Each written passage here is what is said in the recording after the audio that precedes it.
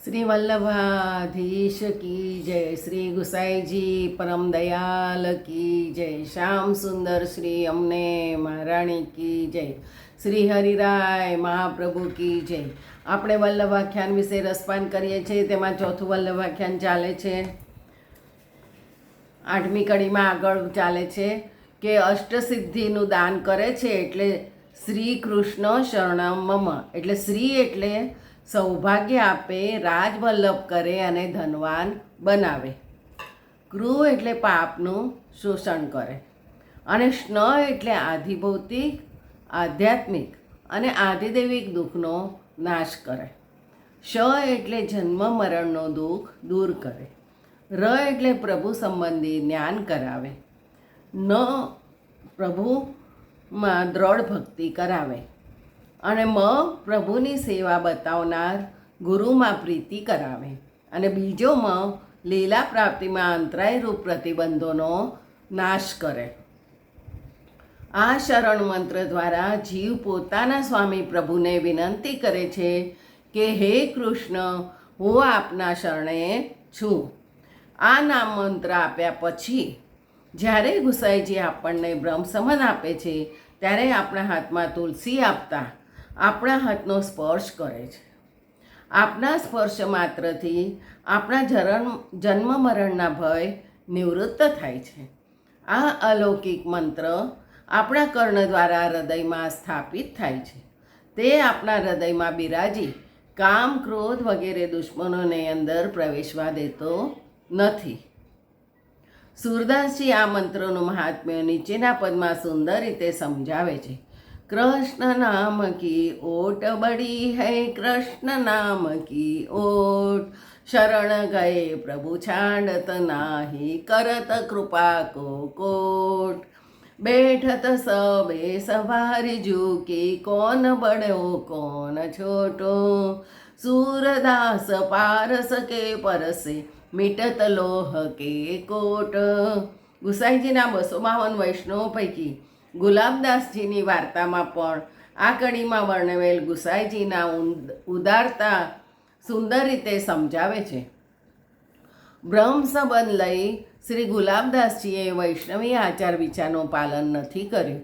તેઓ ગુલાબખાન બની ગયા, છતાં ગુસાઈજીએ તેમનો હાથ છોડ્યો નથી, તેમને લીલામાં પ્રવેશ કરાવ્યો છે।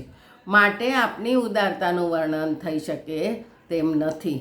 ગુસાઈજીના આવા ઉદાર ચરિત્રો ગોપાલદાસજી હવે પછીના કડીમાં વર્ણવે છે કે સ્વરૂપ અર્થે પ્રોજિયા, કૃત તાજે સંસાર, રાજ કાજે જોડિયા જન, ઊંચા વચન નરનાર।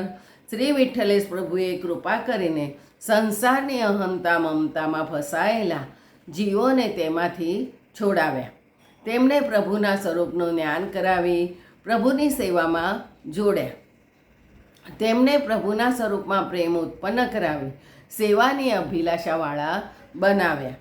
આવા જે દૈવી જીવો તેમના શરણે આવ્યા તેમને નાત જાત, તેમની ઉચ્ચતા કે નીચતા, સ્ત્રી કે પુરુષ કશું પણ જોયા વિના તેમને સેવા પધરાવી આપી અને તેમને પ્રભુ સન્મુખ કર્યા।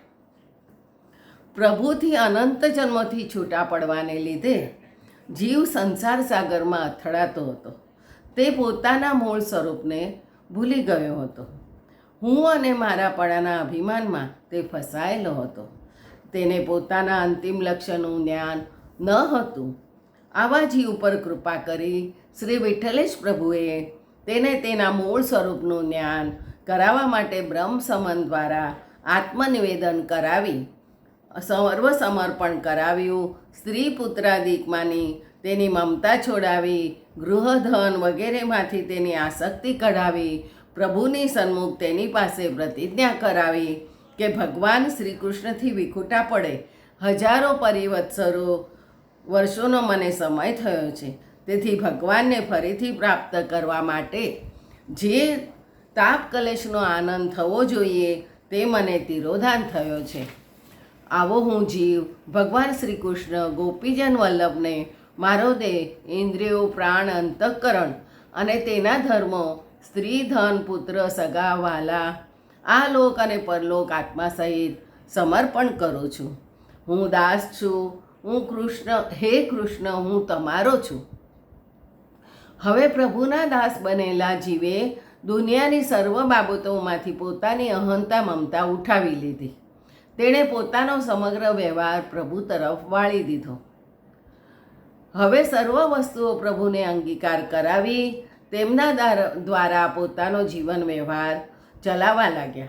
જીવને સેવાનો અધિકાર પ્રાપ્ત થયો. વૈદિકના ધર્મોના આચરણ પ્રમાણે વંશ, જાતિ વગેરે બાબતોનો વિચાર કરવામાં આવે છે. જ્યારે મહાપ્રભુજી અને શ્રી ગુસાઈજી જીવની કોઈ યોગ્યતાનો વિચાર કર્યો નથી, સૌને સરખો જ અધિકાર આપ્યો છે. જીવને પ્રભુની સેવામાં પરોવી તેનો પ્રભુ પ્રત્યેનો પ્રેમ આપે વધાર્યો છે. જય જય શ્રી ગોખલેશ. બીજું કાલે.